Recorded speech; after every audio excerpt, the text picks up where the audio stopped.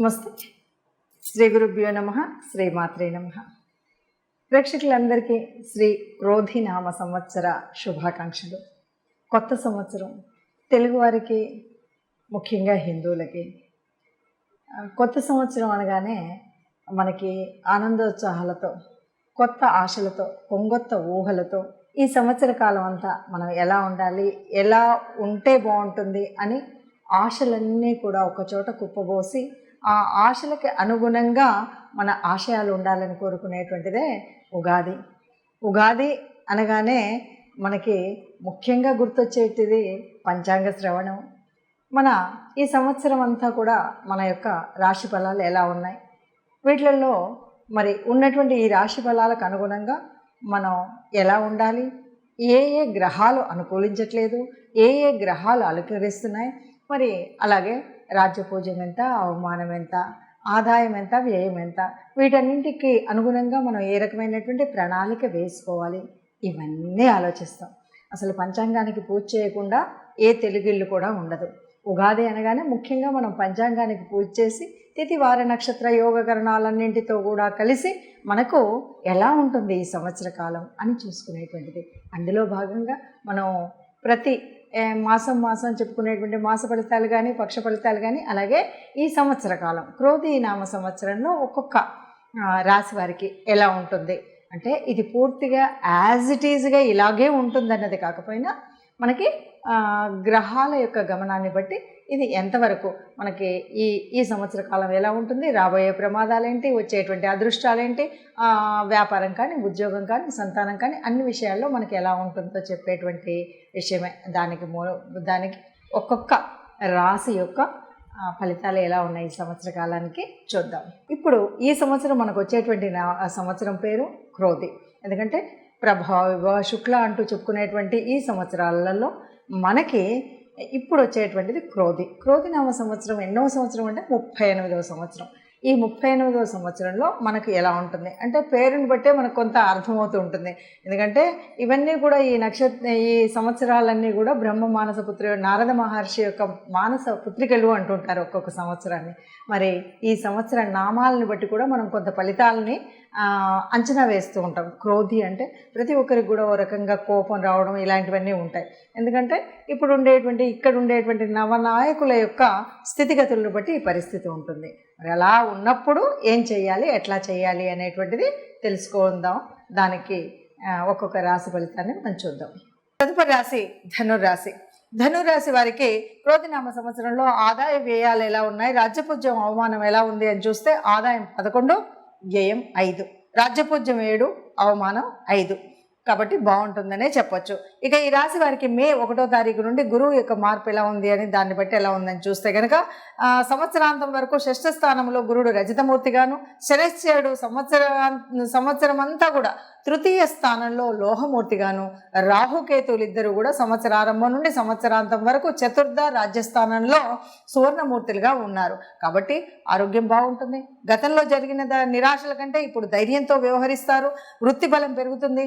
సంతానం కలిసి రావడం, కార్యనిర్వహణ చేయడం, ఇతరులకు తన వంతు సహాయం చేయడం, తర్వాత షష్ఠ స్థాన గురుడు క్లేశం కలిగిస్తాడు. కాబట్టి అక్టోబర్ నుండి జనవరిలో షష్ఠ రాశి యందు గురుడు యొక్క వక్రము కొంత సానుకూలమైనటువంటి ఫలితాలను ఇస్తుంది. వీరికి సంవత్సర ప్రారంభంలో తృతీయ స్థానంలో కుజుడు ధైర్యాన్ని, ఉత్సాహాన్ని, ధనలాభాన్ని, సుఖాన్ని, ఆరోగ్యాన్ని ఇస్తే ఇదే స్థానంలో ఉన్న శనిశ్చరుడు స్వస్థానానికి తో పాటు స్వబుద్ధిని ఉపక్రమించే కార్యక్రమాలు ఉంటాయి. కాబట్టి కొద్దిగా మిశ్రమ ఫలితాలని చెప్పాలి. దాని తర్వాత తృతీయ స్థానంలో కుజ శనుల స్థితి చేత సోదరులతో సత్సంబంధాలు ఉండడమే కాకుండా ఒక ధైర్యాన్ని ఇస్తుంది. సంవత్సర ఆరంభంలో సమస్యలు ఉన్నా క్రమేపీ అవి కొద్దిగా శాంతిస్తాయి. వీరు కార్యభారాన్ని వహించి ధైర్యాన్ని, నిర్దిష్ట లక్షణాన్ని సాధించగలిగే సామర్థ్యం కూడా కలిగి ఉంటారు. వ్యాపార విధాలపై, భాగస్వాములపై నియంత్రణ కలిగి కఠినమైన నిర్ణయాలు తీసుకొని వ్యాపార సంస్థలకు ఎదుగుదల కూడా ఉంటుంది. కృషి చేస్తూ ముందుకు నడిపించగలిగే శక్తి మరియు సామర్థ్యం కలిగి ఉంటారు. వాణిజ్య నేతృత్వంలో ఉత్పాదకం అనేటువంటిది చాలా పెరుగుతుంది. ఆరోగ్యం మరియు స్వీయ అభివృద్ధి లక్ష్యాలుగా మెరుగుపరుచుకునేటువంటి గొప్ప అవకాశం అయితే ఇప్పుడు లభిస్తుందని చెప్పొచ్చు. విద్యార్థులకు వైద్య విద్యకు సంబంధించినటువంటి వారికి కృషి చేసి విజయం సాధించగలుగుతారు. వైద్యులకు శాస్త్ర సాంకేతిక వృత్తి వారికి అనుకూలంగా ఉంటుంది. వృత్తిలో రాణించి విశేషమైనటువంటి ఆదరణ పొందుతారు. ప్రభుత్వ అధికారులకు తీసుకునేటువంటి నిర్ణయాలు ప్రజలకు అనుకూలంగా ఉంటాయని చెప్పొచ్చు. వీరి పని నైపుణ్యం మరియు వీరిపై అధికారులు ప్రవర్తన కారణంగా ఉద్యోగంలో చక్కటి ఉన్నతిని పొందేటువంటి అవకాశం లభిస్తుంది. రాజకీయ నాయకుల నుండి మంచి ప్రశంసన పొందుతారు. అలాగే సాఫ్ట్వేర్ రంగంలో పనిచేసేటువంటి వారికి వారి నిపుణతను గుర్తించేటువంటి అవకాశం వస్తుంది. వారికి విదేశాలకు పంపించేటువంటి అవకాశం ఉంది. అలాగే వైద్యులకు వృత్తిరీత్యా ముందంజ సంతృప్తికరమైనటువంటి సామాజిక సేవ చేస్తారు. సంఘంలో ప్రముఖ స్థానంలో గౌరవప్రదంగా చెలామణి అవుతారు. ఆశించినటువంటి పనులు పూర్తయితాయి. పేరు ప్రతిష్టలతో ముందంజ వేస్తారు. అలాగే ఫైనాన్స్ రంగానికి చెందినటువంటి వారు అధిక లాభాలతో బాకీలు వసూలవుతాయి. ఉద్యోగస్తులకు ఆర్థిక లోటు ఉండదు. సహ ఉద్యోగులతో మర్యాద వహించడం మంచిది. రాహు చతుర్థ స్థానంలో ఉన్నాడు కాబట్టి సంచార కాలపు కూడా ఆరోగ్యకరమైనటువంటి అలవాట్లకు కట్టుబడి ఉన్నట్టయితే బాగుంటుంది. లేకపోతే అనారోగ్యం వచ్చేటువంటి ఉంటుంది. ముఖ్యంగా మూలా నక్షత్రం వారిని కనుక తీసుకుంటే అడ్డంకులు ఛేదించడానికి గణపతి ఆరాధన చేయాల్సినటువంటిది. అట్లాగే పూర్వాషాఢ వారు సంతాన వృద్ధి చదువులో ముందంజ వేయడాన్ని ఆస్వాదిస్తారు. ఉత్తరాషాఢ వారు ధైర్యంతో కార్యసాధన చేస్తారు అని చెప్పొచ్చు. ఈ రకంగా ఈ రాశి వారికి ఈ సంవత్సరం ఫలితాలు ఉన్నాయని చెప్పొచ్చు. విన్నారు కదా. మరి ఈ రాశికి మనకి ఇలా ఉంది అని చెప్పినప్పుడు ముఖ్యంగా ఇది ఒక్కొక్క మాసానికి ప్రత్యేకించి చెప్పట్లేదు, పూర్తిగా సంవత్సర కాలానికి. ఒక సంవత్సర కాలము అంటే మనం చక్కగా ప్రణాళిక వేసుకోవచ్చు.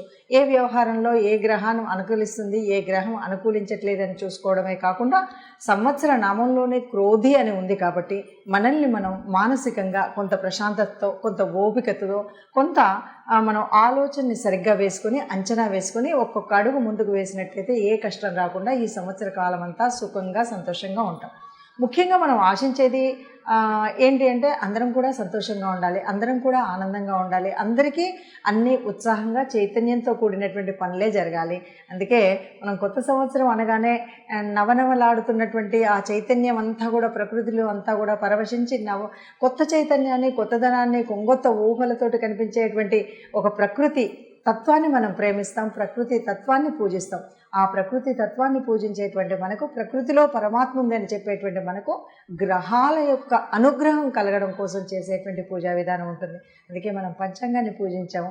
అందులో ఉన్నటువంటి పరమాత్మ తత్వాన్ని తెలుసుకుని గ్రహాల అనుకూలత కోసం మనం ఏ ఏ గ్రహాలు అనుకూలించట్లేదో దానికి అనుకూలంగా మనం గ్రహశాంతి కానీ ఆ గ్రహాలకు సంబంధించినటువంటి స్తోత్రాలు కానీ చదువుకుంటూ ఉంటే సుఖంగా ఉంటామని చెప్తూ సర్వే జనా సుఖినో భవంతు. నమస్తే.